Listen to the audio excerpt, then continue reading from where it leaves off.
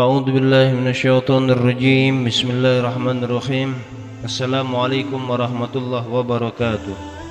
الحمد لله والصلاة والسلام على رسول الله محمد بن عبد الله وعلى آله وصحبه ومن والاه. اللهم صل وسلم وكرم وعزم على سيدنا محمد وعلى آله وأصحابه وأزواجه وذريته والتابعين لهم بإحسان إلى يوم الدين وعلينا معهم وفيهم برحمتك يا أرحم الراحمين. Amma ba'du. Hamba Allah yang selalu dirahmati oleh Allah Subhanahu wa taala, yang insyaallah terus berada dalam lindungan Allah Subhanahu wa taala. Insyaallah Allah Subhanahu wa taala terus memberikan keberkahan rahmatnya, keistiqomahan dalam hati kita, terus berada di dalam jalannya yang telah diajarkan Nabi kita Nabi Muhammad sallallahu alaihi wasallam. Ayyuhal mukmin yang selalu dirahmati oleh Allah Subhanahu wa taala. Terkadang banyak kita ini di dalam hubungan berumah tangga, jadi keindahan di dalam rumah tangga, sehingga rumah itu menjadi yang dikatakan baiti jannati, rumahku adalah surgaku, sehingga kita betah di dalam rumah. Namun hakikatnya kenapa? Pada dasarnya ya mukmin yang selalu dirahmati oleh Allah Subhanahu wa taala, apabila kita ini gemar mengikuti yang telah diajarkan Nabi kita Nabi Muhammad, maka insyaallah seluruh dalam kehidupan rumah tangga kita akan menjadi bahagia. Walaupun tidak mampu kita sesempurna layaknya rumah tangga para ulama, layaknya rumah tangga para solihin, layaknya rumah tangga para alim, apalagi mengikuti jejak para rumah tangganya baginda Nabi Muhammad sallallahu alaihi wasallam. Tapi ya mukmin, kunci kebahagiaan dalam rumah tangga itu tiada lain, ikuti saja apa yang diajarkan Nabi Muhammad, maka insyaallah akan menjadi sebab kita akan bahagia. Qala Allah Ta'ala fil Qur'anil Karim, ar-rijalu qawwamuna 'alan nisa' bima faddalallahu ba'dahum 'ala ba'din wa bima anfaqu min amwalihim fasalihatu qanitatu hafizatu lil ghaibi bima hafizallah.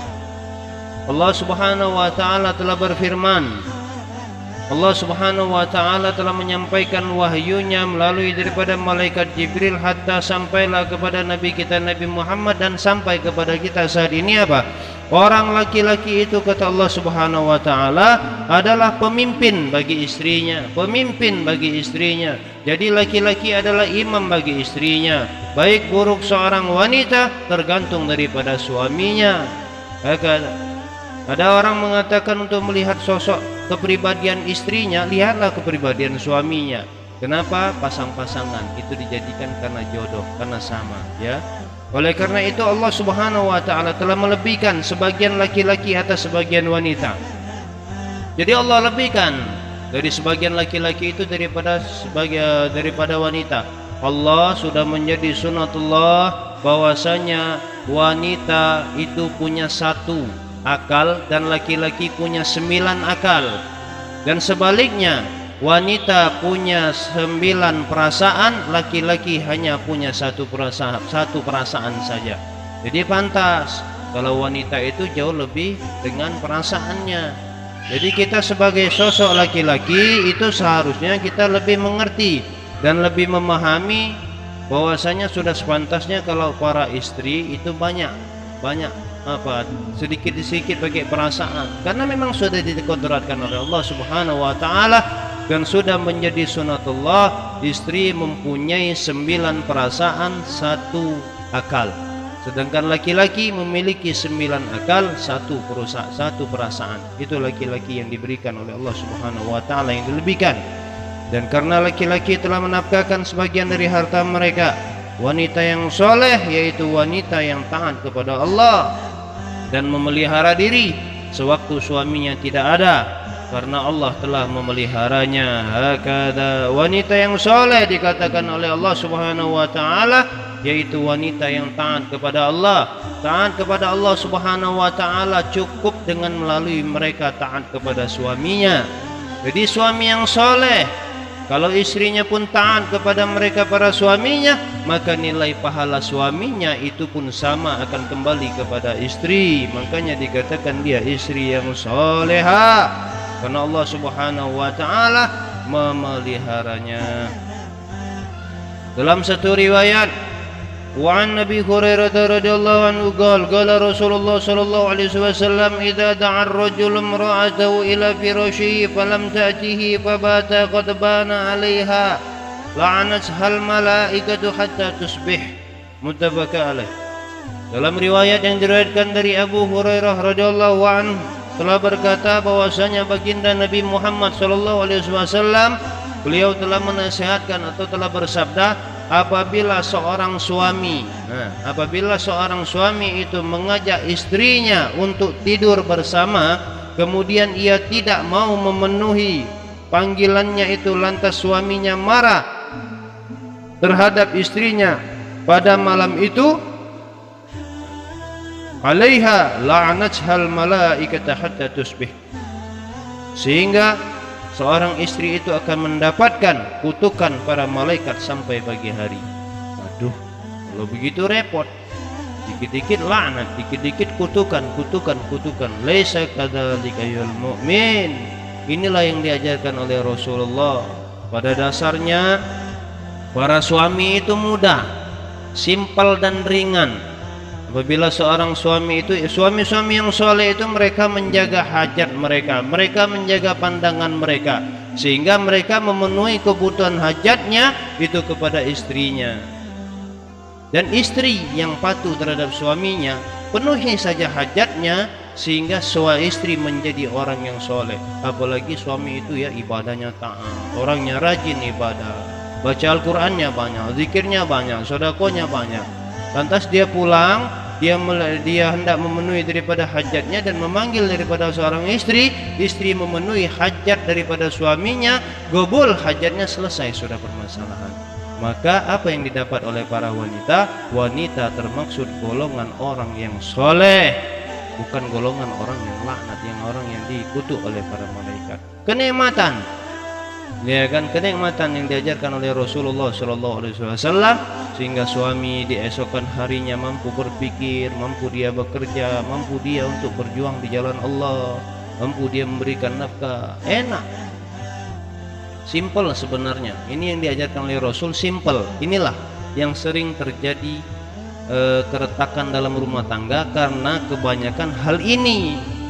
Makanya Rasul menegaskan dalam hal ini, ya kan, udah penuhi saja, sehingga kita pun akan menjadi istri yang soleha. Namun bagi antum, bagi kita para suami al mukmin, jangan pula di saat kita menggauli istri kita, kita semaunya kita saja, hanya sekadar mencapaikan atau memenuhi daripada hajat kita saja, tapi kita melupakan hajat daripada istri juga. Karena baginda Nabi Muhammad juga mengajarkan kita etika dalam menggauli istri. Kadzalik Nabi Muhammad juga mengajarkan cara untuk menggauli istri kita. Bagaimana? Qala Rasul sallallahu alaihi wasallam, "Idza jama'a ahadukum ra'atahu fala yatanahha hatta taqdiya hajataha kama yuhibbu ay yaqdiya hajatahu." Rawahu Ibnu Adi an talaq. Apa kata Rasul? Apabila seseorang di antara kalian menggauli istrinya, nah ini untuk para suami, apabila salah seorang di antara kalian itu menggauli daripada istrinya, maka janganlah ia menjauh sebelum ia menunaikan hajatnya. Maksudnya hajat istri. Jadi istri pun pada dasarnya ada hajat, bukan kita saja yang hanya ada hajat. Penuhi hajatnya. Di saat kita sudah hendak menggauli istri dan istri pun menyambut kita dengan rasa gembira karena rasa patuhnya kepada suami, taatnya kepada suami, sama halnya dia taat pada Allah. Ingat, kita selaku suami jangan egois, jangan egois lah. Kita pun harus memahami bahwa para istri, para wanita istri kita itu ada juga hajatnya. Jadi penuhi juga hajatnya, jangan kita tinggalkan hajatnya sebelum dia menyelesaikan juga hajatnya, sebagaimana kata Rasul, ia pun suka menunaikan hajatnya. Maksudnya para suami, kita para suami hendak menyelesaikan kan hajat kita, tapi para istri juga punya hajat. Ya, kadzalik. Makanya sebuah kenikmatan yang diajarkan oleh Rasul, kebahagiaan yang diajarkan oleh Rasul, sehingga suami dan istri sama-sama memenuhi daripada hajatnya, terjadilah kegembiraan, kebahagiaan di dalam rumah tangga. Oh, tampaknya penting hal ini. Emang inilah dasarnya. Kalau hajat sudah semua sudah selesai, maka permasalahan dalam hidup bisa dipecahkan dengan kepala dingin. Iya kan?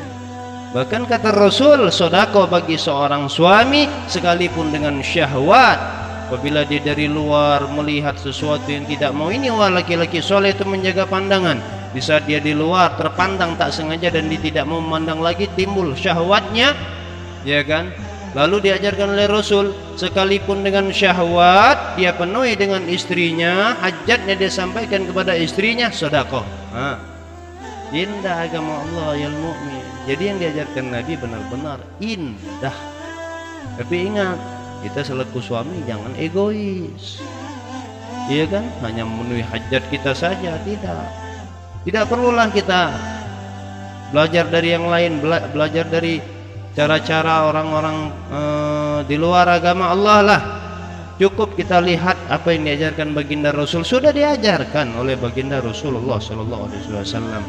Bahkan dalam riwayat lain juga, Pak, apabila pada waktu malam seorang istri meninggalkan ranjang suaminya, maka akan mendapatkan kutukan malaikat sampai pagi hari. Ini riwayat yang lain. Kemudian dalam riwayat yang lain juga, Pak, seorang istri tidak diperkenankan untuk berpuasa sunnah bila suaminya ada. Ya, bila suaminya ada, ini artinya penekanan terhadap seorang istri cukup patuh dengan suami. Ya, maksudnya ini kan ibadah sunnah. Puasa sunnah itu bukan hal yang gampang, hal yang berat.